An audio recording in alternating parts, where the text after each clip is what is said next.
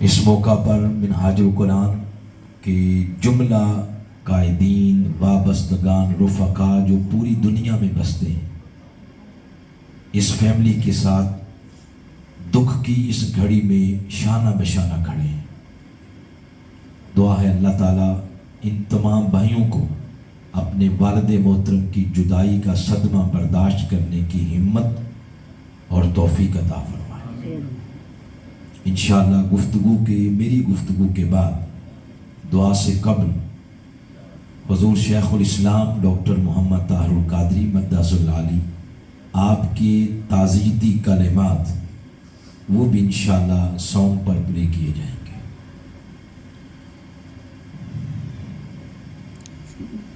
میں نے آپ کے سامنے اس مجلس کی مناسبت سے قرآن حکیم کی دوسری سورہ جس کا نام ہے سورۃ البقرہ، اس کی ابتدائی آیات میں سے ایک معروف آیت کریمہ کا ایک جز تلاوت کیا ہے۔ اس کی روشنی میں وقت مقررہ کے اندر کچھ باتیں آپ کے گوش گزار کرنا چاہتا ہوں۔ کافی عرصہ پہلے، کوئی عرصہ تقریباً 12-13 سال بنتا ہے، 2-3 دفعہ اس گاؤں میں آنا ہوا محترم ظفر اقبال طاہر صاحب کی معیت اور سنگت میں۔ راجہ صاحب اور یہاں ایک اور پرسنالٹی تھے جن کا نام ذوالفقار صاحب ہے، تو ان 2 احباب نے ریسیو کیا اور مسجد میں پروگرام تھا، کوئی آج سے 12-13 سال پہلے کی بات۔ تو 2-3 ماہ پھر پے در پے اس گاؤں میں آنا، اس کے بعد پھر درمیان میں ایک تعطل آ گیا، اور اس دن جب اتفاق ہاسپٹل میں تیمارداری کے لیے گئے، پورا ایک وفد تھا، تو خبر نہیں تھی، علم نہیں تھا، یہ تو حقیقی علم اللہ کے پاس ہی ہے کہ کل ہم ان کا جنازہ پڑھیں۔ پھر اللہ تعالیٰ نے ان کے جنازے میں شرکت کا موقع بھی عطا کیا۔ ابھی مرکز کی طرف سے آج کے ختم کل میں نمائندگی کرتے ہوئے اس آیت کریمہ کی روشنی میں آج کی مجلس کی مناسبت سے گفتگو کرتے ہیں۔ میں اپنی بات کا آغاز یہاں سے کروں گا کہ اس کائنات میں انسان ہونا یہ ایک اعزاز ہے۔ انسان ہونا یہ ایک اعزاز ہے۔ یہ اعزاز کیوں ہے؟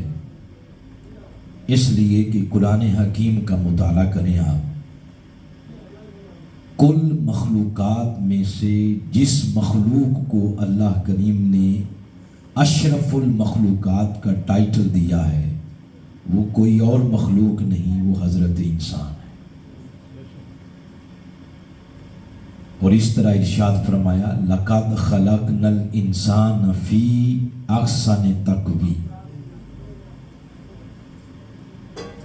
پھر اسی سورہ بقرہ کے اندر جس کی ایک آیت میں نے سرنامہ کلام کے طور پر تلاوت کی ہے، اس کی آیت نمبر 30 میں یوں بیان کیا، فرمایا وَإِذْ قَالَ رَبُّكَ لِلْمَلَائِكَةِ انی جاعل فی الارض خلیفہ۔ اللہ تعالیٰ نے جب اپنی نیابت اور خلافت کا تاج کسی مخلوق کے سر پر سجانا چاہا، اس کے لیے بھی انتخاب کسی اور مخلوق کا نہیں کیا، وہ حضرت انسان کا کیا، یعنی خلیفۃ اللہ فی الارض، وہ انسان کو اعزاز ملا۔ اسی سورہ کی آیت نمبر 34 میں اللہ تعالیٰ نے پھر یوں ارشاد فرمایا وَإِذْ قُلْنَا لِلْمَلَائِكَةِ اسْجُدُوا لِآدَمَ، فرشتوں سے فرمایا کہ آدم کو سجدہ کرو، تو آدم کو اللہ نے مسجود ملائک بنا دیا۔ حدیث قدسی میں ہے کہ اللہ تعالیٰ نے پھر یوں ارشاد فرمایا الانسان سری، انسان میرا راز ہے۔ یہ 3-4 دلائل قرآن حکیم کے اور ایک حدیث قدسی کا اس لیے کوٹ کیے ہیں کہ تاکہ یہ موقف مضبوط ہو جائے اور نکھر کے سامنے آ جائے کہ کائنات میں انسان ہونا یہ ایک اعزاز ہے۔ پھر اس سے بھی بڑا اعزاز یہ ہے کہ اس نے ہمیں ایمان کی دولت عطا فرمائی۔ ہم اپنی زبان سے یہ اقرار کرتے رہتے ہیں بلکہ دل سے تصدیق بھی کرتے ہیں، نشہد ان لا الہ الا اللہ و نشہد ان محمدًا عبدہ و رسولہ۔ تو یہ اس سے بھی بڑا اعزاز ہے کہ اس نے ہمیں ایمان کی دولت عطا فرمائی۔ پھر اس سے بھی ایک بڑا اعزاز ہے، وہ اعزاز یہ ہے، ایمان کی عمارت جب کوئی بندہ کلمہ کے ساتھ اس کی عمارت کا آغاز کرتا ہے، رفتہ رفتہ پھر ایمان کامل ہونا شروع ہوتا ہے۔ جب ایمان مکمل ہو جاتا ہے اس کو کہتے ہیں کامل الایمان۔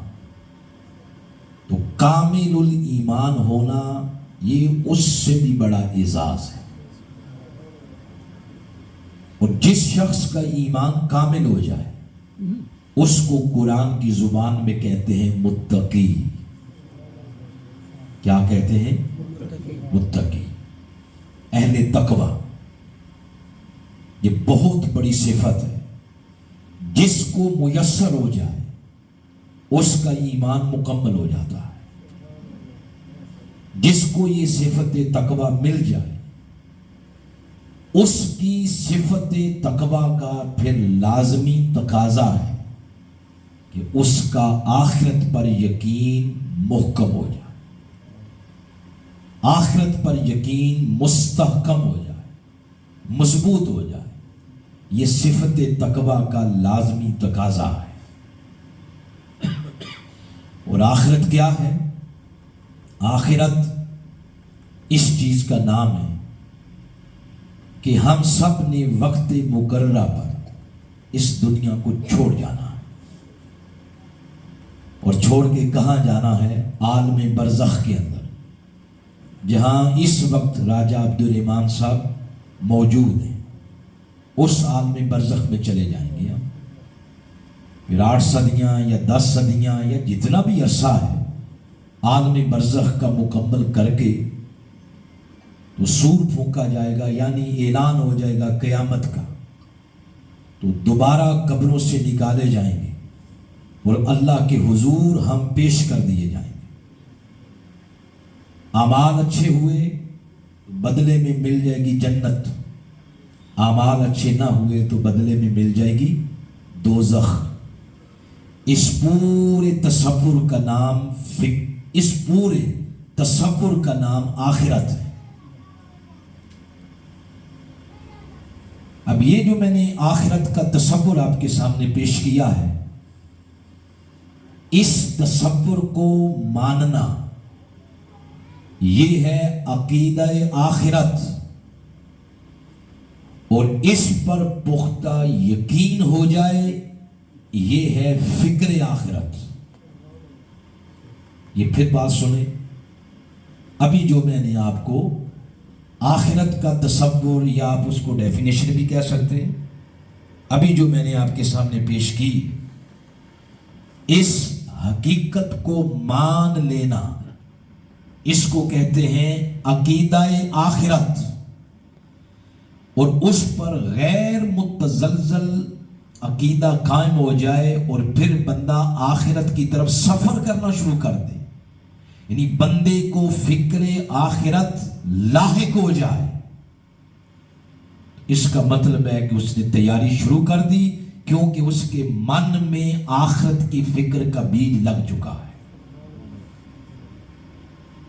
یہ وجہ ہے، سورہ بقرہ کی ابتدائی آیات کو پڑھیں آپ، جب اللہ نے بات کی ایمان بالغیب کی تو فرمایا یؤمنون بالغیب.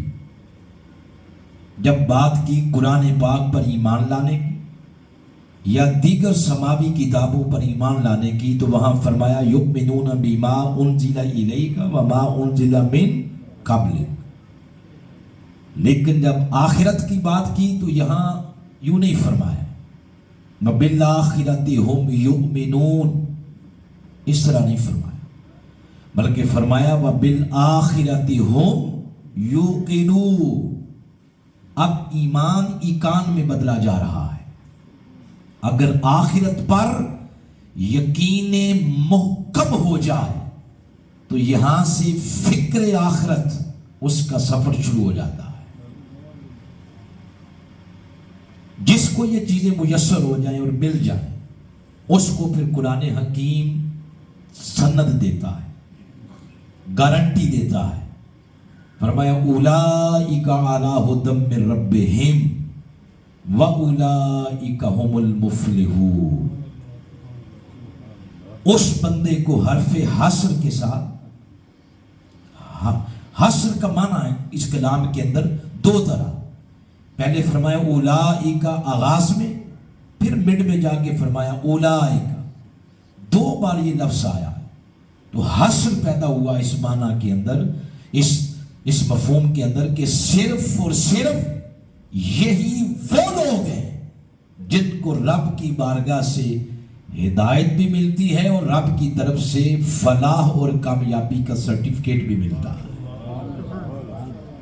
یہ ہر ایرے غیرے کو نہیں ملتا، یہ اس کو ملتا ہے جس کا آخرت پر یقین محکم ہو جائے. آگے بڑھتے ہوئے آپ سمجھ گئے ہوں گے کہ میں آج گفتگو کس موضوع پہ کر رہا ہوں. آگے بڑھتے ہوئے ایسے لوگوں کی پھر جو بھی کوشش ہوتی ہے آخرت کی ضمن میں، وہ نماز پڑھیں، وہ روزہ رکھیں، وہ سچ بولیں، وہ جھوٹ سے بچیں، وہ اپنے رزق کے اندر حرام کا لقمہ نہ شامل ہونے دیں، بچوں کی تربیت دین کے مطابق کریں، اپنے کردار کو سنواریں. تو ایسے لوگوں کے بارے میں سورہ بنی اسرائیل کی آیت نمبر 19 میں فرمایا وَمَنْ اراد الآخرہ، جس نے اپنے من میں آخرت کی فکر کو پیدا کر لیا، وسعى لها سعيها، اور اس کے لیے پھر اس نے جو بھی کوشش کی، وَهُوَ مُؤْمِن، اس حال میں کہ وہ مومن تھا، فَأُولَئِكَ كَانَ سَعْيُهُمْ مَشْكُورًا، اس کے ایک ایک عمل کو مقام مشکور پہ فائز کر دیا جاتا ہے، یعنی درجے قبولیت پہ فائز کر دیا جاتا ہے. کس کے عمل کو؟ جس کے من میں آخرت کی فکر پیدا ہوگی. اب تک جو میں نے گفتگو کی، اس گفتگو کا پھر نچوڑ نتیجہ یہ نکلا، حاصل کلام یہ بات ہوئی کہ ہمارے دین کی اصل اور کل دینی کارگزاری، اس کا لب لباب ہی یہ ہے کہ بندے کے دل کے اندر آخرت کی فکر پیدا ہو جائے. بولیے آخرت کی فکر پیدا ہو جائے. اس گفتگو کا جب نتیجہ میں نے بیان کیا تو اس نتیجے کو کبھی آئینہ بنائیں اور اپنی فوٹو دیکھیں. اس میں کیا امیر، کیا غریب، کیا تگڑا، کیا ماڑا، کیا اندرون ملک والا، کیا بیرون ملک والا، کیا پڑھا لکھا، کیا ان پڑھ، کیا مڈل کلاس، ہر بندہ اس میں پھر اپنی فوٹو دیکھے اور تصویر دیکھے. تو افسوس سے کہنا پڑتا ہے کہ آج ہماری اکثریت فکر آخرت سے حد درجہ غافل ہے، حد درجہ، جس سے کبھی کبھی محسوس ہوتا ہے کہ ہم مسلمان ہو کر، بولیے کیا ہو کر؟ مسلمان ہو کر، ہم مسلمان ہو کر آخرت کے منکر ہیں. کبھی کبھی یوں محسوس ہوتا ہے.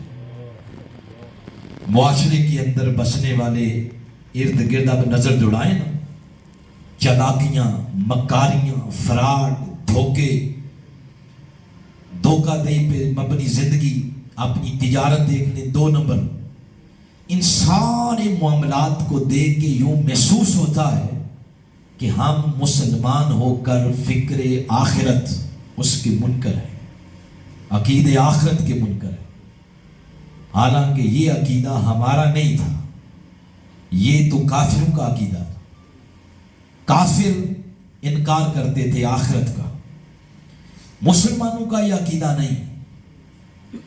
मुसलमान तो एक एक लम्हा अपने मालिक के हुजूर पेशी की तैयारी करते हैं। मगर बात जो अर्ज कर रहा हूं वो ये कि एतिकादन हम इसके कायल हैं, मगर अमलन लगता है कि हम इसके मुनकर हैं। हमारे अमल से नहीं ये पता चलता कि हम आखिरत को मानने वाले हैं। अब कुरान हकीम हमारी रहनुमाई करता है। इससे रहनुमाई जब लेते हैं तो फिर ये देखते हैं कि ये चीज मुआशरे के अंदर क्यों रासिख हो गई। कलमे पढ़ के भी हम आखिरत से गाफिल हैं। हर रोज जनाजा पढ़ते हैं, हर रोज नहीं तो दूसरे तीसरे दिन जनाजे में जाते हैं,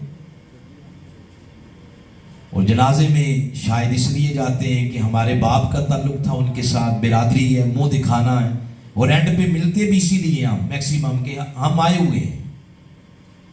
खत्मों में भी इसीलिए जाते हैं और घड़ियां देखते रहते हैं कि कब दुआ होगी। मैं तो वैसे 95% कभी शादियों में शिरकत का मौका ही नहीं मिलता, फुर्सत ही नहीं होती। परसों मैं भी फंस गया एक जगह, बल्कि जिस दिन ये जनाजा पढ़ाया उसी दिन खड़ी शरीफ के इलाके में शादी थी। मुझे 3 बजे का कहा कि आपने आके निकाह पढ़ाना है। 3 बजे एग्जैक्ट 2:59 में मैं मार्गी के अंदर था, तो 4:30 जाके वो निकाह पढ़ाया। अब लुत्फ की बात यह है कि पूरी मार्गी खचा खच भरी हुई थी, किसी बंदे ने भी टाइम दे के ये नहीं कहा कि भाई लेट हो रहे हैं।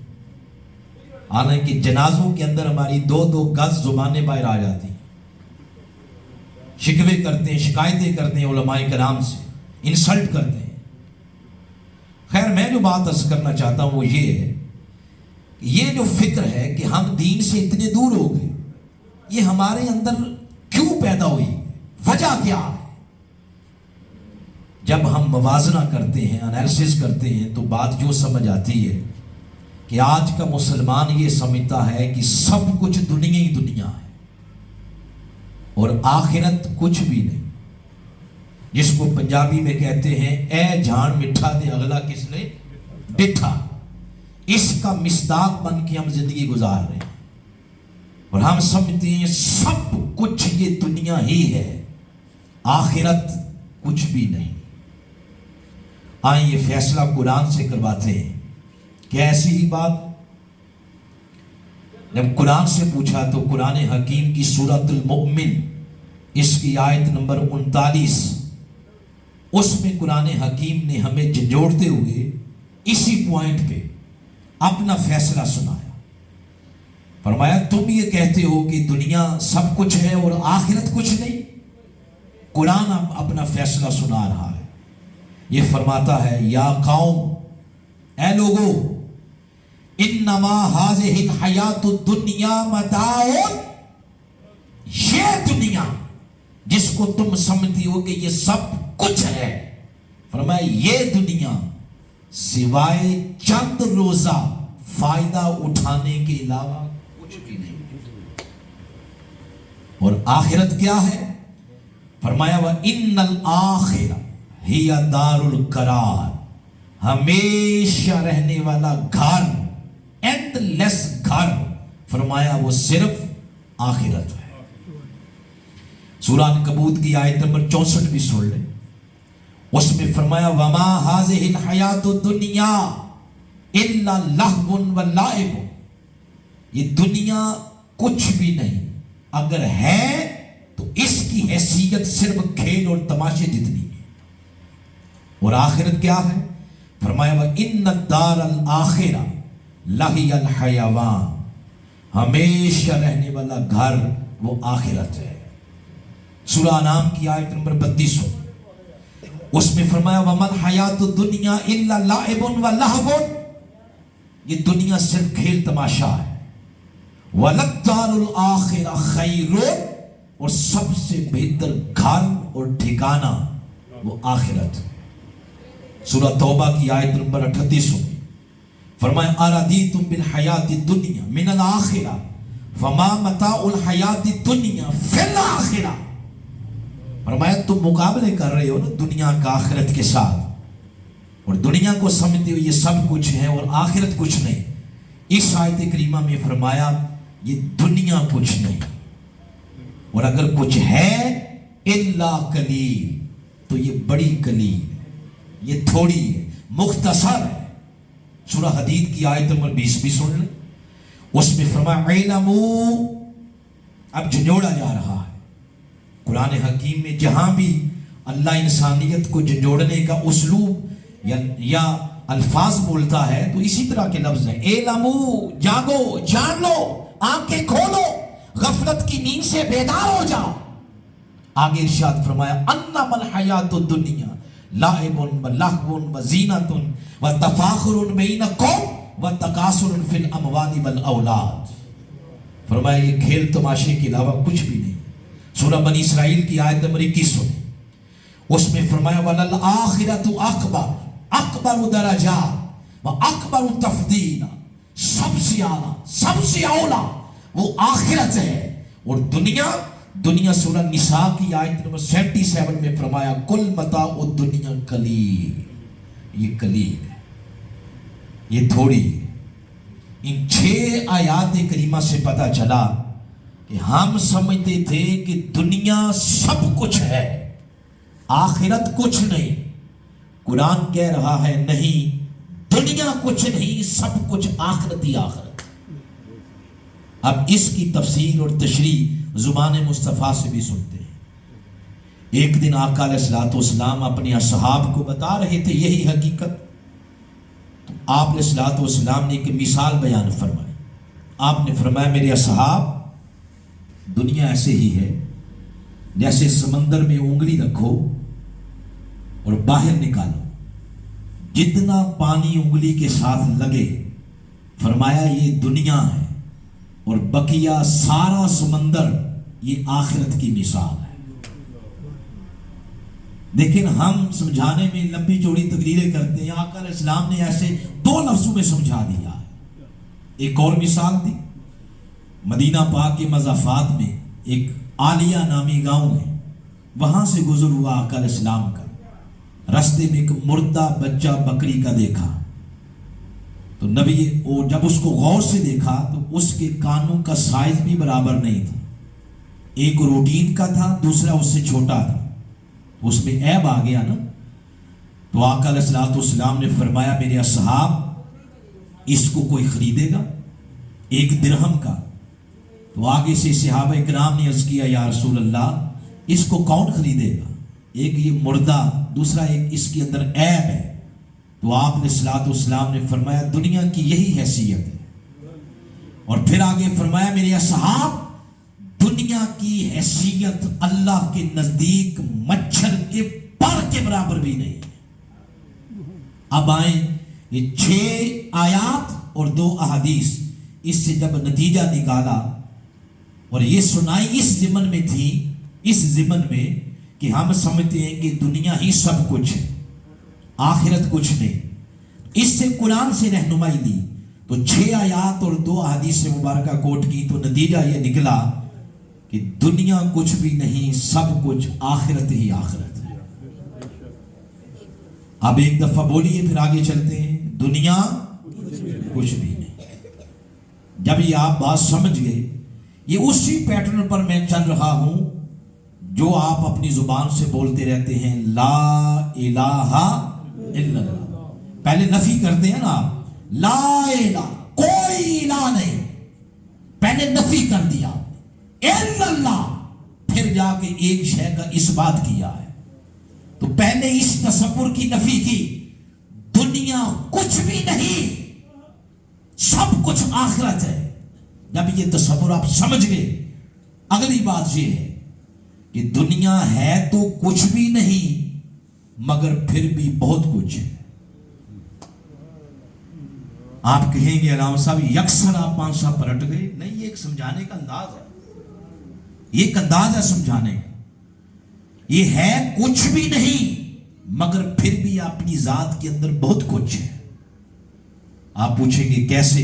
वो इस तरह कि आखिरत जिसकी हम बात कर रहे हैं, सब कुछ आखिरत है। उस आखिरत का सवरना इस दुनिया के सवरने के साथ मशरूत है। आखिरत का सवरना इस दुनिया के सवरने के साथ मशरूत है। जिसकी ये दुनिया सवरी, उसकी आखिरत खुद ब खुद सवर जाएगी। और दुनिया सवरने का कतअन ये माना नहीं कि मालो दौलत ज्यादा आ जाए, कोठियां बना ले, कारें खरीद ले, एक मनसब पे फायज हो जाए। दुनिया सवरने का कभी भी ये माना नहीं। हमारे यहाँ वैसे यही समझा जाता है, पैसे ज्यादा आ गए, मनसब ज्यादा अच्छा मिल गया, स्केल को ऊंचा हो गया और सहूलियात आसाइशें जिंदगी की ज्यादा आ गई, बेटे बाहर चले गए तो हम समझते हैं कि दुनिया सवर गई। नहीं, मालो दौलत का ज्यादा आ जाना और दुनिया की आसाइशों का ज्यादा आ जाना, इसका मतलब ये नहीं कि दुनिया सवर गई। दुनिया सवरने का माना ही ये है कि अगर आमाले सालिहा ज्यादा हो जाएं तो समझे दुनिया सवर गई। जिसके पास जितने आमाले सालिहा का नूर ज्यादा हो गया, उसकी दुनिया सवर गई। तो जिसकी दुनिया आमाले सालिहा के नूर के साथ जितनी सवर गई, समझ लें कि उसकी आखिरत तो खुद ब खुद सवर गई। आखिरत का सवरना दुनिया के सवरने के साथ मशरूत है। ये लाज़िम मलज़ूम है। ये तसव्वुर हमें कुरान हकीम की इस आयत से भी मिलता है जो आप फर्ज नमाज के बाद तिलावत करते रहते हैं, रब्बना आतिना फिद दुनिया हसना व फिल आखिरति हसना। पहले आप अल्लाह की बारगाह से दुनिया का हसाना मांगते हैं, यानी दुनिया का सवरना, फिर क्या का मांगते हैं? आखिरत का सवरना मांगते हैं, यानी दोनों की बात इकट्ठे की। तो यहां से भी ये तसव्वुर मिला और हमारे मौक़िफ़ को तायद मिल गई कि आखिरत उसी की सवरेगी जिसकी आमाले सालिहा के नूर के साथ पहले दुनिया सवरेगी। अब आए, जब इस मुकाम पे पहुंचे तो इसकी रोशनी में हम अपने आप का जायजा लेते हैं कि हम कितने पानी में हैं। हम पता क्या करते हैं? हम दुनिया को संवारना चाहते हैं पैसों से, चाहे हलाल के हो या हराम के हो। दुनिया को संवारना चाहते हैं मक्कारियों से, चालाकियों से, फ्रॉड से, धोखे से। और आखिरत को संवारना चाहते हैं सिर्फ दुआओं से। हम इस ट्रैक पे चल रहे हैं। हम समझते हैं कि सिर्फ आखिरत की दुआ ही मांगनी है और कुछ नहीं करना। और दुनिया को हम पैसों के जरिए और हलाल हराम की तमीज रखे बगैर दुनिया को उस तरह संवार रहे हैं और आखिरत को उस तरह संवार रहे हैं। दोनों तरीके गलत हैं। बोलिए, दोनों तरीके गलत हैं। जिसकी दुनिया संवर गई आमाले सालिहा के नूर के साथ, नमाज, रोजा, हज, ज़कात, शरीयत मुतहरा की पाबंदी, सच बोलना, सदाकत, अमानत, दयानत, हया, शर्म, अच्छा अखलाक, तहजीब, जिसकी दुनिया इस जेवर के साथ सवर गई, उसको दुआ मांगने की जरूरत ही नहीं। इसका नतीजा ये निकलेगा कि उसकी आखिरत इस जेवर के साथ खुद बहुत सवर जाए। हम गलत कर रहे हैं। हम ये कर रहे हैं कि हम दुनिया को संवार रहे हैं चालाकियों के जरिए और आखिरत उसको संवारना चाहते हैं सिर्फ दुआओं के जरिए। तो ये जो दुनिया जिसके बारे में फैसला हुआ, ये कलील है। इस कलील दुनिया के अंदर रहकर ही हमने आखिरत को संवारना है। ये 20 साल भी हो सकती है, 30 साल भी हो सकती है, 50 साल भी, 100 साल भी हो सकती है। और इससे आगे तो मेरे ख्याल में मुमकिन नहीं है, मुश्किल है। یہی ہے زندگی ہماری. تو اس مختصر دورانیے کے اندر ہی ہم نے آخرت کا سامان اکٹھا کرنا. یہ مختصر ہمارا دورانیہ ہے، یہ لمبا نہیں ہے، یہ تھوڑا ہے، یہ قلیل ہے. حالانکہ اگر دیکھا جائے تو جس اسٹیشن پہ اس وقت ہماری گاڑی کھڑی ہے، اس کو دنیا ہی کہتے ہیں نا. اس دنیا کے اسٹیشن سے پہلے بھی ہم 2 اسٹیشن چھوڑ کے آئے ہیں. پہلا اسٹیشن جہاں سے گاڑی چلی تھی اس کا نام ہے عالم اسرار، اور اسرار سرن کی جمع ہے، اس کا معنی ہے راز، یعنی رازوں کی کائنات. اس سے مراد ہے علم الہی. میں آپ ہم سب بڑی مدت، وہ بڑی مدت کروڑوں سال کی بھی ہو سکتی ہے، لاکھوں سال کی بھی ہو سکتی ہے، یعنی بڑی مدت میں نے اور آپ نے عالم اسرار کے اندر گزاری. وہاں سے گاڑی چلی اور اگلے اسٹیشن پہ آ کے رک گئی. اس اگلے اسٹیشن کا نام ہے عالم ارواح. اس کا ذکر کیا ہے سورۃ الاعراف میں، آیت نمبر 172 ہے. جب اللہ پاک نے کل روحوں کو سامنے بٹھایا تھا اور پوچھا تھا الستُ بربکم، کیا میں تمہارا رب نہیں ہوں؟ تو سب نے جواب دیا تھا کیسے؟ قالوا بلا، کیوں نہیں باری تعالیٰ ہمارا رب تو ہی. یہ وہاں کی بولی آپ کو سنا رہا ہوں. یہ جو باتیں میں آپ کو بتا رہا ہوں بھی سنا رہا ہوں. یہ نہیں کہ میں کو مجبور ہوں، کسی نے مجبور کیا ہوا ہے تو بس ڈیوٹی پوری کرنی ہے تو میں بس اس طرح کر رہا ہوں. نہ، اس کو رسمن نہ سمجھیں. ہماری پرابلم یہ ہے کہ ہم نے دین کی تبلیغ کو رسمن سمجھا ہے. اس کو رسمن نہ لیں. ویسے بھی آپ اندازہ لگا رہے ہوں گے کہ روٹین میں یہ باتیں نہیں بتائی جاتی. میں جو بات عرض کرنے لگا ہوں، دوسرا اسٹیشن عالم ارواح، وہاں بھی ہم نے بڑی مدت بتائی ہے.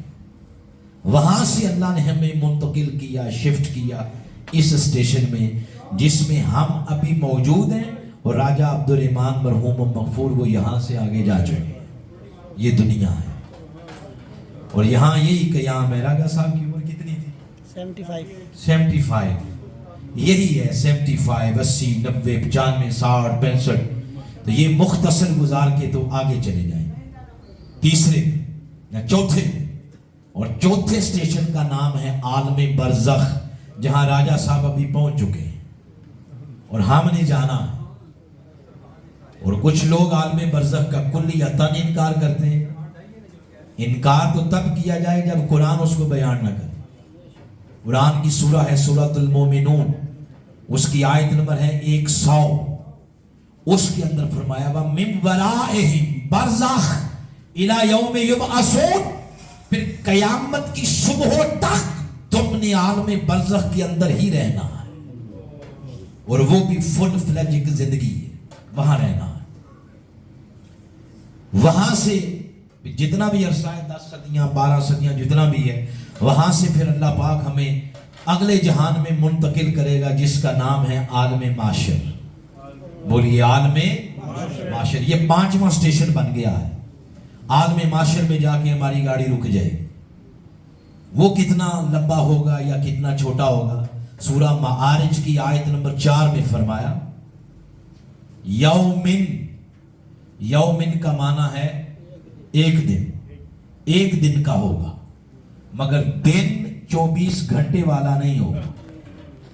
دن کتنا ہوگا اس کی مقدار، اس کی طوالت خود بیان فرمائی. فرمایا کانا مقدار ہو، اس کی مقدار، اس کی لمبائی، اس کی طوالت 50 الف سنہ، دنیا کے 50,000 سالوں کے برابر.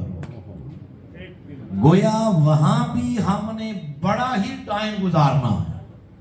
تو یہ 5 اسٹیشن ہیں. اس کے بعد پھر اللہ جنتیوں کو جنت میں اور دوزخیوں کو دوزخ میں داخل کر دے گا. تو اس سے پہلے 5 اسٹیشن. ان 5 میں سے ذرا بتائیے اس وقت ہم کہاں ہیں؟ دنیا. جی دنیا. تیسرے اسٹیشن پہ. یہ دنیا ہے تیسرا اسٹیشن. ہم یہاں کھڑے ہیں. ये जो तीसरा स्टेशन है, इन 5 में से सबसे कम, सबसे थोड़ा, सबसे मुख्तसर तरीन मुद्दत पे जो मुहीत है वो सिर्फ ये स्टेशन है जिसमें इस वक्त हम खड़े हैं। जो बंदा ये समझता है कि मेरी उम्र अभी बहुत बड़ी है, मैं बड़ी तैयारी कर लूंगा, ये बहुत नहीं है, ये मुख्तसर है, कलील है। जब कुरान बार बार कलील कह रहा है तो हम इसको क्यों कसीर समझते हैं? इस कलील जिंदगी के अंदर रह के हमने आखिरत की तैयारी करनी है। अब कुरान हकीम से पूछते हैं कि इसको कलील क्यों रखा है, थोड़ा क्यों रखा है? बारी ताला तेरे खजानों में कोई कमी आ जानी थी? तू जिस तरह बाकी स्टेशनों पे हमारे कयाम को तूने लंबा किया है, तो यहां अगर कर देता तो तेरे खजाने में कोई कमी नहीं आ जानी थी। उसने जवाब दिया, कुरान हकीम से पता चलता है कि उसने हमारा दुरानिया यहां थोड़ा क्यों रखा है। फरमाया थोड़ा इसलिए रखा कि तुम्हारा इम्तिहान लेना है। बोलिए तुम्हारा।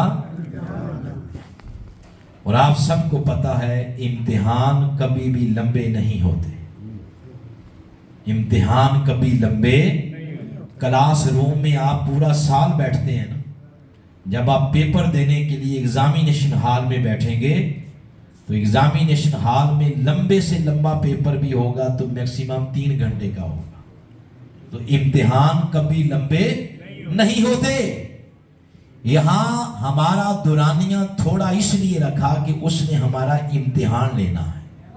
बारी ताला तेरी इम्तिहान लेने का तरीका क्या है? तरीके बेशुमार हैं, मगर जो मारूफ हैं उनमें से 2 सुन ले। तो वो फरमाता है जो मारूफ तरीके हैं ना 2, उसके इम्तिहान लेने के, वो पता क्या है? बताऊं? बोलिए। अब आपको भी इन्वॉल्व कर लेना गुफ्तगू में। उसके 2 ही तरीके हैं इम्तिहान लेने के। कभी दे के इम्तिहान लेता है, कभी ले के इम्तिहान लेता है। कभी बाप बना के इम्तिहान लेता है, कभी औलाद ना दे के इम्तिहान लेता है। कभी वालिदैन की शक्ल में फिजिकली उस तरह इम्तिहान लेता है, कभी वालिदैन वापस लेके इम्तिहान लेता है। कभी सेहत देकर, कभी सेहत वापस लेकर, कभी मालो दौलत दे के इम्तिहान लेता है, कभी मालो दौलत वापस लेकर इम्तिहान लेता है। उसके यही 2 तरीके हैं। और इन 2 तरीकों से फिर पास होने का तरीका क्या है? उसने पर्चा भी आउट कर दिया, और ये करम है उसका।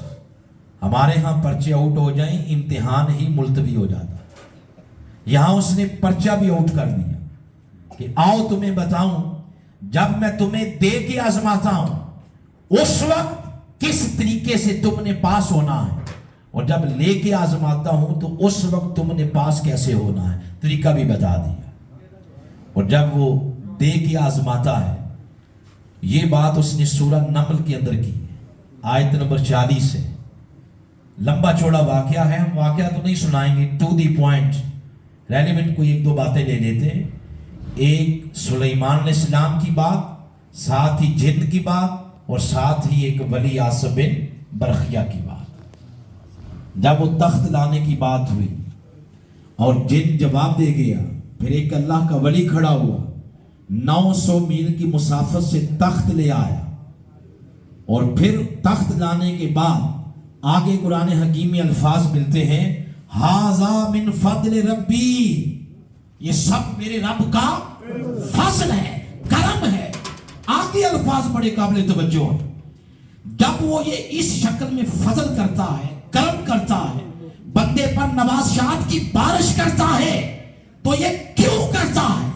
आगे लफ्ज है लियब्लुवनी, ताकि वो मुझे आजमाए।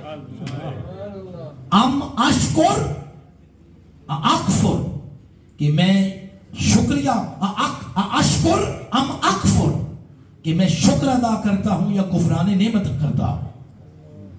तो जिस वक्त अल्लाह पाक कोई नेमत दे, वो दौलत दे, वो सेहत दे, وہ آسائشیں دے، وہ سہولیات دے، وہ اولاد دے، وہ کوئی بھی نعمت دے، اس نعمت میں پاس ہونے کا جو طریقہ ہے وہ یہ ہے کہ ساری زندگی پھر اللہ کے حضور سجدے سے سر نہ اٹھے۔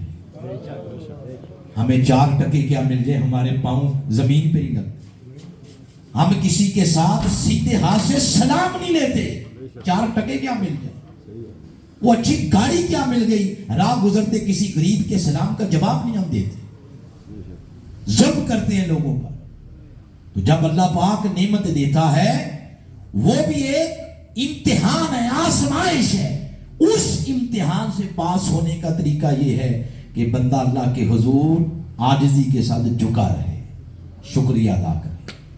اور جب اللہ پاک آزماتا ہے، کس طرح اللہ پاک آزمائے، مالوں کا نقصان اس ذریعے، جانوں کے نقصان کے ذریعے، فصلوں کے نقصان کے ذریعے، خوف مسلط کر کے، بھوک مسلط کر کے، اس طرح آزمائے کسی بھی شے کے ذریعے، تو اس سے پاس ہونے کا طریقہ سورہ بقرہ کی آیت نمبر 155 کے آخری الفاظ میں فرمایا، مبشر الصابرین، نعمت کے چھن جانے پر صبر کرو، بیماریاں آنے پہ صبر کرو، تو صبر یہ تمہیں اس امتحان سے پاس کرے گا۔ اب دیکھیں یہ دو طریقے ہو گئے، ایک شکر اور دوسری کیا ہو گئی، صبر۔ صبر اور شکر یہ دونوں مل کر بندے کی اس زندگی کو منور کرتے ہیں، اس زندگی کو سنوارتے ہیں، اور جس کی زندگی یہ سنور گئی صبر اور شکر کے ساتھ، اس کی آخرت خود بخود سنور جاتی ہے۔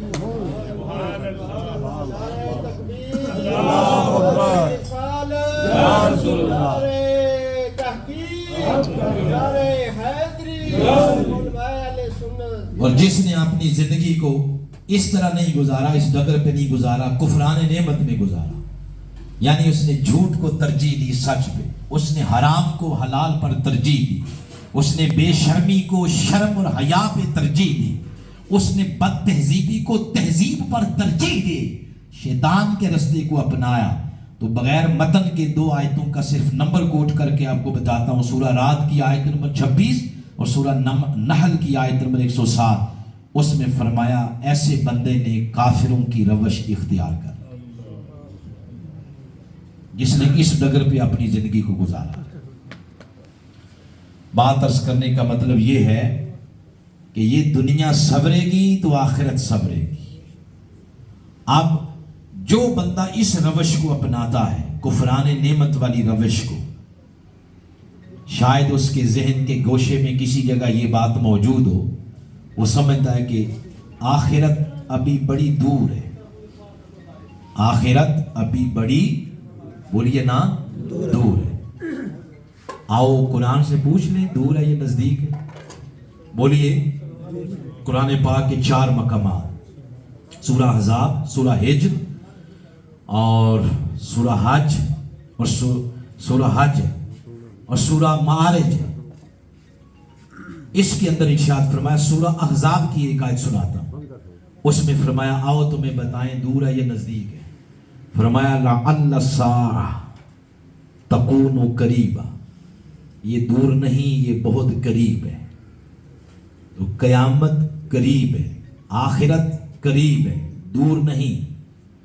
تو قریب کتنی ہے، یہ پھر زبان مصطفیٰ سے جو الفاظ ہیں وہ سنیے۔ حضرت انس سے مروی ہے، وہ فرماتے ہیں کہ آقا علیہ السلام نے فرمایا، اذا مات احدکم، تم میں سے جب کسی کی موت ہو جائے، فقد قامت قیامتہ، سمجھے اس کی قیامت آ گئی، سمجھے اس کی آخرت شروع ہو گئی۔ تو یہ میرے دوستو راجہ عبد الرحمن صاحب کے ختم کل کی نشست میں تشریف فرما احباب، اس سے پتہ چل گیا کہ قیامت جس کی موت آ گئی اس کی آخرت شروع ہو گئی۔ قبر کی پہلی گھڑی آخرت کا سفر شروع ہو جاتا۔ تو موت پہلا زینہ ہے آخرت کا، موت پہلی سیڑھی ہے آخرت کی۔ آخری 2 باتیں عرض کر کے میں گفتگو ختم کرنے لگا ہوں۔ یہ جو پہلا زینہ اور پہلی سیڑھی موت کو ہم کہہ رہے ہیں کہ یہ آخرت کی پہلی سیڑھی ہے، اس پہلی سیڑھی پر ہی فیصلہ ہو جائے گا کہ بندے کے ساتھ آگے کیا ہونا۔ اس پہلی سیڑھی پر جو پھسل گیا سمجھ لے وہ ناکام ہو گیا۔ موت ہی فیصلہ کر دیتی ہے، موت کی جو نزع کا وقت ہوتا ہے کہ آگے کیا ہونا ہے، اس پر جو پھسل گیا وہ پھسل گیا۔ اور پھسلنے سے مراد کیا ہے، یہ تصور ہمیں سورہ انبیاء کی آیت نمبر 35 سے تھوڑا سا سمجھ آتا ہے، جس میں اللہ تعالیٰ نے فرمایا کل نفس ذائقۃ الموت۔ بولیے کل نفس، فرمایا ہر نفس نے موت کا ذائقہ چکھنا ہے، ہر ذی روح نے موت کا ذائقہ چکھنا ہے۔ اور یہ جو ذائقہ ہوتا ہے یہ اپنی ذات میں مستقل شے نہیں ہوتا، یہ عارضی ہے۔ جیسے آپ کوئی چیز کھاتے ہیں تو کھانے کے نتیجے میں زبان پر ذائقہ آتا ہے، اس کے بعد اٹھ کے کلی کر لیں تو ذائقہ ختم ہو جائے گا۔ تو اسی طرح یہ موت کا ذائقہ ہے، یہ آنا ہے۔ تو ہر ذی روح نے موت کا ذائقہ چکھنا ہے۔ اب ذائقہ جس طرح آپ کے کھانوں کا مختلف ہوتا ہے، اسی طرح ہر بندے کی موت کا ذائقہ ایک جیسا نہیں، وہ بھی مختلف ہوگا۔ کسی کی موت کا ذائقہ شیریں اور میٹھا ہوگا، اور کسی کی موت کا ذائقہ تلخ اور کڑوا ہوگا، کسی کا کڑوا اور کسی کا میٹھا ہوگا۔ اگلی لطف کی بات یہ ہے کہ یہ جو ذائقہ ہے موت کا، یہ اختیار اللہ نے انسان کو دیا ہے کہ جیسا بھی ذائقہ رکھنا چاہتے ہو خود رکھ لو۔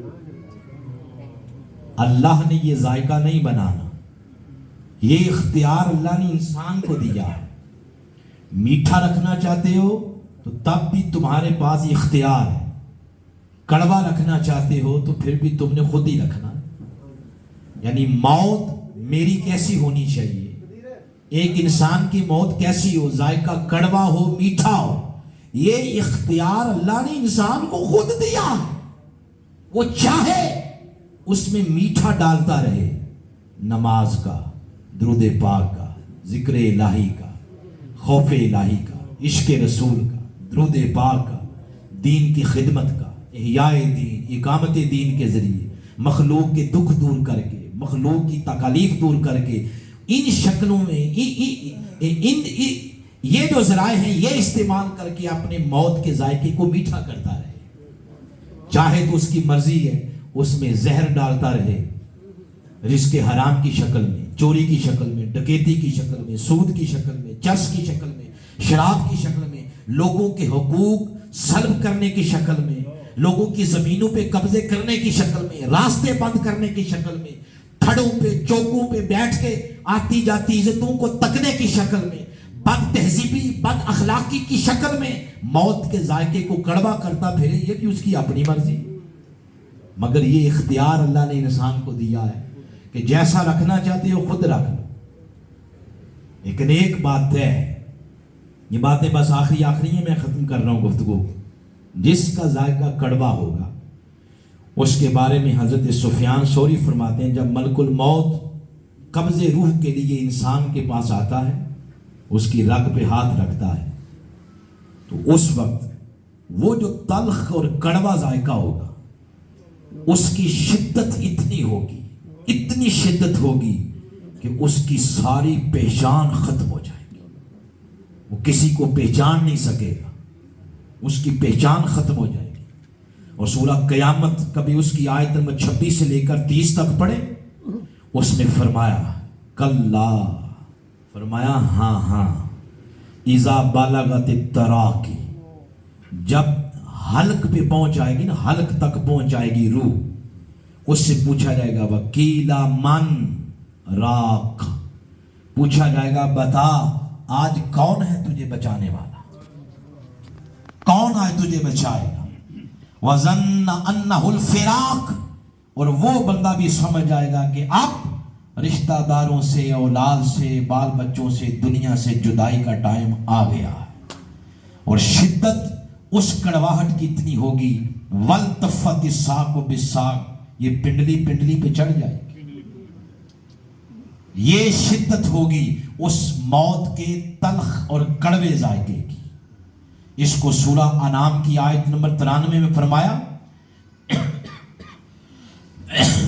बल्कि एक और मकाम पर इरशाद फरमाया, सूरह अल-माइदा की आयत नंबर 106 में फरमाया फअसाबतकुम मुसीबतुल मौत, यह मौत की मुसीबत है कि जब पिंडली पिंडली पे चढ़ जाएगी।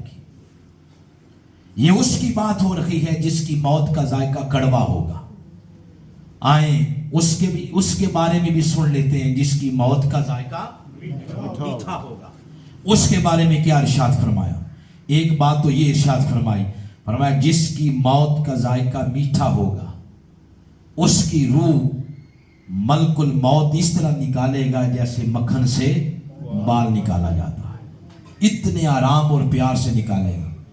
एक रिवायत में है 500 मलाइका और मुख्तलिफ रवायात में मुख्तलिफ अदद है। इतने मलाइका आ जाएंगे आसमान से उस बंदे की रूह के इस्तिकबाल के लिए। यकूलून, फिर बोल कर कहेंगे, ए पाक रूह जो रही दुनिया में मगर आखिरत से कभी गाफिल नहीं हुई, रही दुनिया में रहता हर वक्त उसका ख्याल माला आला की तरफ, मसरूफ है दुनिया में रह के, जिक्र उसका गाफिल नहीं था, दिल उसका गाफिल नहीं था, दिल उसका जाकिर था। कारोबार में, तिजारत में, मुलाजमत में, गम में, खुशी, दीगर तकरीबात के अंदर चलता फर्श पे था मगर ख्याल उसका अर्श पे होता था।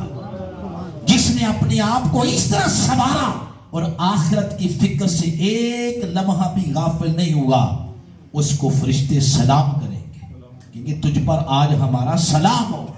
और कई फरिश्ते उस रूह के इस्तिकबाल के लिए आएंगे।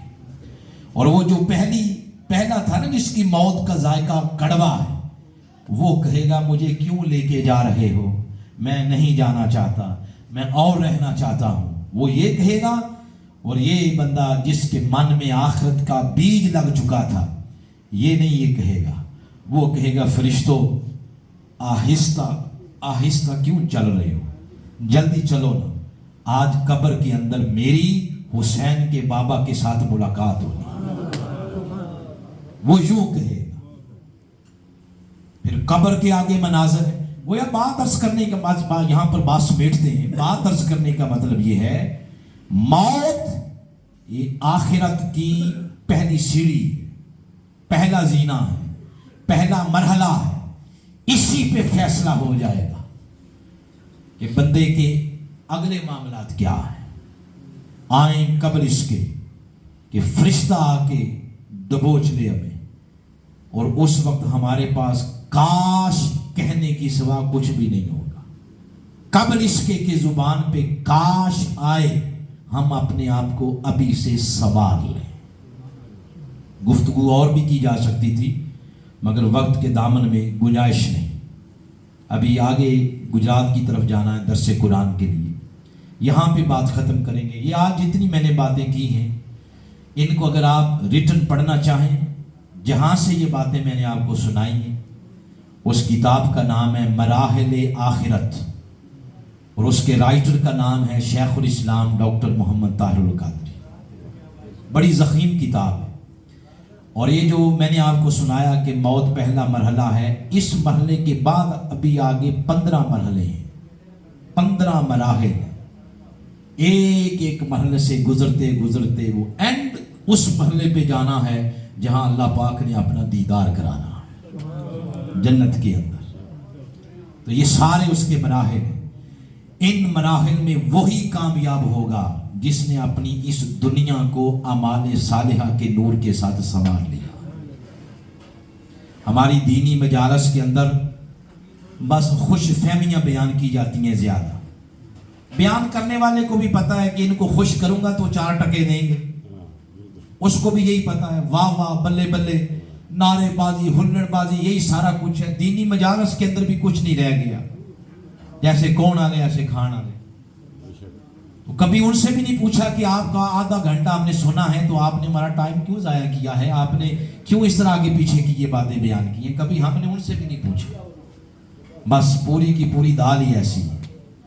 آئیں ان خوش فہمیوں سے نکلیں، مغالطوں سے نکلیں اور آخرت کی فکر پیدا کریں اور اعمال صالحہ کے نور کے ساتھ دنیا کو سنواریں۔ سچ بولیں ہمیشہ۔ جن کے والدین زندہ ہیں وہ والدین کی عزت کریں، ان کی تکریم کریں۔ والدین کے مقام و مرتبے کے لحاظ سے ایک ہی بات اللہ پاک نے سمجھائی، اگر سمجھ آ جائے، فرمایا تمہیں اف کہنے کی بھی اجازت نہیں ہے ماں باپ کے سامنے، یہ کہنے کی اجازت بھی نہیں۔ اس کے تحت پھر علماء کرام نے لکھا کہ ماں باپ پاس بیٹھے ہوں تو پھر موبائل فیس بک نہ دیکھا کریں، اس کو رکھ دیں، ان کو ٹائم دیں۔ وہ جب چلے گئے پھر دوبارہ نہیں ملیں گے، جب ماں چلی گئی پھر دوبارہ نہیں ملے گی، باپ چلا گیا جو تمہارے نخرے برداشت کرتا تھا پھر دوبارہ نہیں ملے گا۔ آج ان کو ٹائم دیں، ان سے پیار سے باتیں کیا کریں۔ میں آپ کو سچ بتا رہا ہوں، بوڑھے ماں باپ کا 2 لاکھ روپیہ لگا کے ہاسپٹل سے علاج معالجہ کروا لیں، یہ ایک طرف، اور سب اس سے بھی بڑا علاج معالجہ 1 منٹ پیار سے مسکرا کے ان کے ساتھ بات کر لیں۔ ان کے بیمار جسم کے اندر توانائی آ جاتی ہے۔ ان کی سب سے بڑی ڈرپ انجیکشن طاقت کا یہ ہے کہ بڑھاپے کے اندر ان کے پاس بیٹھ کے کچھ ان کی بھی سنو، ان کے ساتھ بھی کوئی پیار کی باتیں کرو۔ سارے جہان کے ساتھ سیلفیاں بناتے ہیں، کبھی ان کے ساتھ بھی بنا لیں۔ لوگوں سے، سیاستدانوں سے کاروبار کے فیتے کٹواتے ہیں، افتتاح کرواتے ہیں، ان کے فیتا کاٹنے سے کاروبار میں خاک برکت آنی ہے؟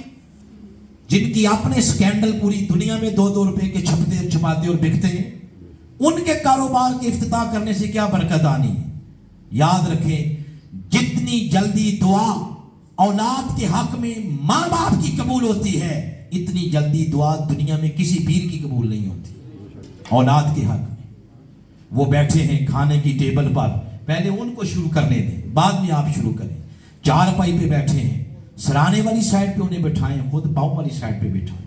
مت کبھی ان کا نام لے کے ان کو بلائیں، ان کی طرف ٹانگیں نہ کریں، پاؤں نہ کریں ان کی طرف، اس طرح ان کو عزت اور تقریب دیں۔ کہنے اور سننے میں یہی نظر آتا ہے، کوئی بندہ باہر چلا جائے، ڈالر کمانا شروع کر دے، فیکٹریاں خرید لے، تو لوگ کہتے ہیں فلاں کے بچے نے بڑی ترقی کر لی۔ کوئی الیکشن جیت لے، بار کونسل کا الیکشن ہی کیوں نہ ہو، وہ جیت لے تو کہتے ہیں جی بڑی عزت مل گئی۔ کوئی وزیر بن گیا، منسٹر بن گیا، صدر بن گیا، کہتے ہیں بڑی ترقی ہو گئی۔ مربے خرید لیے، کہتے ہیں بڑی ترقی ہو گئی۔ مگر خدا لگتی بات یہ ہے، وزارتیں، صدارتیں، ڈالر، روپیے، یہ سب مل کر بھی بوڑھے ماں باپ کے لبوں سے نکلنے والی دعا کا بدل نہیں بن سکتے۔ خدا دل بینا دے، جس وقت باپ جا کے مزدوری کرتا ہے اپنی اولاد کے لیے اور اس کے جسم پر دھول پڑی ہوتی ہے، اس کے ہاتھوں پر گرد و غبار ہوتا ہے، اس لمحے اگر باپ کے ہاتھ اٹھ جائیں اللہ کی بارگاہ میں دعا کے لیے، تو اللہ اس کی اولاد کی مبرم تقدیر کو بھی بدل کے رکھ دیتا۔ اگر ماں اور باپ ان کے سر کا گندا دوپٹہ جس کو پکڑتے ہوئے میں گھن آتی ہو شاید، وہ بچے کے سر پہ آ جائے تو اللہ کی قسم یوں لگتا ہے جیسے رب کی رحمتوں کے بادلوں نے سایہ کر دیا۔ کوئی شخص سمندر کی پاتال تک تو پہنچ سکتا ہے، مگر ماں کو، باپ کو اولاد سے کتنا پیار ہے، اس سمندر کی تہ تک پہنچنا ناممکن ہے۔ جن کے زندہ ہیں وہ قدر کریں، ان کو ٹائم دیں، ان کے ساتھ پیار و محبت کی بات کریں۔ اور جن کے چلے گئے، مثلا بھائی بیٹھے ہیں ہمارے یہاں، عمر صاحب ہیں، کاشف صاحب ہیں، اسد صاحب ہیں، ان کے ابا جان چلے گئے دنیا سے۔ یہ ہمارا دین ایسا دین ہے جس نے جانے والے کا پچھلوں سے رشتہ توڑا نہیں بلکہ اور مضبوط کیا۔ آقا علیہ الصلوۃ والسلام کی صحیح حدیث آپ نے فرمایا، جو اولاد ہر جمعہ کو والدین کے قبر کی صرف زیارت کرتی ہے، اللہ اس کے صدقے ان کی زندگی کی خطاؤں پر معافی کا قلم پھیر دیتا ہے۔ رشتہ کٹا نہیں، رشتہ اور مضبوط ہوا ہے۔ ان کے لیے صدقات و خیرات کریں، اور سب سے بڑا ان کے لیے جو عمل ہے وہ یہ کہ اپنے کردار کو سنبھالیں۔ ایک حدیث کا مفہوم میں نے پڑھا، ہر روز اولاد کے اعمال قبر کے اندر ان کے والدین کو دکھائے جاتے ہیں کہ جو پیچھے چھوڑ کے آئے ہو وہ یہ کر رہے ہیں۔ اگر اچھے اعمال ہوں تو وہ قبر میں بھی خوش ہوتے ہیں۔ سب سے ان کے لیے جو چیز خوش کرنے والی ہے وہ یہ کہ اپنے آپ کو راہ راست پہ رکھیں، اپنے آپ کو نیکی پہ رکھیں، اپنے آپ کو دین پہ رکھیں، سب سے بڑا یہ۔ پھر ان کے لیے صدقات، خیرات، تلاوت قرآن حکیم، ان کو دعاؤں میں یاد رکھیں۔ اس سے بڑھ کر کیا ہے کہ اللہ تعالیٰ نے والدین کے لیے دعا کرنا اس کو فرض نماز کا حصہ بنا دیا۔ فرض نماز تب تک مکمل نہیں ہوتی جب آپ یہ نہیں پڑھتے ربی جعلنی مقیم، پڑھتے ہیں نا آپ، اس پہ آپ پڑھتے ہیں جب مغفرت کی دعا اپنے لیے کرتے ہیں، ساتھ کہتے ہیں والدی، میرے مولا میرے والدین کی بھی مغفرت فرما۔ تو والدین کی مغفرت اور بخشش کی دعا کرنا اللہ نے اس کو فرض نماز کا حصہ بنا دیا۔ اس سے یہ بھی پتا چلا کہ یہ ہماری ایکٹیویٹی ختم کل، ختم چیلم، یا جمعرات، یا سالانہ، یا کبھی بیٹھ کے ماں باپ یا جانے والوں کے لیے دعا کرتے ہیں، یہ بھی کوئی فضول، کوئی بدعت، کوئی ایسا کام نہیں۔ یہ وہ کام اگر اللہ نے اس کو فرض نماز کا حصہ بنا دیا ہے تو فرض نماز کے علاوہ بھی کریں گے تو اللہ پاک اس کا اجر عطا فرمائے۔ خوش قسمت ہیں راجہ عبدالرحمان صاحب، جنہوں نے ایک تو اپنی خود ایسی زندگی نیچے اپنی زندگی جو گزاری وہ بڑی رشک بھری زندگی ہے، بڑی رشک بھری زندگی ہے۔ اس زندگی پر رشک آتا ہے کہ زندگی ساری انہوں نے اس مشن کو دی جس مشن کے دنیا میں بپا کیے جانے کا مقصد ہی غلبہ دین اور مستفی انقلاب۔ انہوں نے کسی ایرے غیرے نتھو خیرے پارٹی کو اپنی توانائیاں نہیں دی، کسی کرپشن کرنے والی پارٹی کو اپنی توانائیاں نہیں دی۔ انہوں نے اپنی ساری توانائیاں، فکری توانائی، معاشی توانائی، اخلاقی توانائی اس پارٹی، اس مشن، اس پلیٹ فارم کو دی ہیں جس پلیٹ فارم کے انعقاد کا مقصد ہی مصطفیٰ کے دین کے پرچم کی سر بلندی ہے۔ اس لیے ان کی زندگی رشک بھری ہے۔ ہمیں امید ہے بلکہ یقین ہے کہ اس لگائے ہوئے پودے کی آبیاری ان کے بیٹے بھی کریں گے۔ عمر صاحب، کاشف صاحب، اسد صاحب، پھر آگے ان کی نسلیں اس نعمت کو آگے نسلوں میں ٹرانسفر کریں گے، اور اپنے ابا جی کے اس لگائے ہوئے خوبصورت پھول اور خوبصورت پودے کی آبیاری یہ بھی اب کریں گے تاکہ ان کی روح کو تسکین پہنچتی رہے۔ یہاں پر ختم کرتے ہیں۔ تو اب میری گزارش ہے، عمر بھائی کو میں نے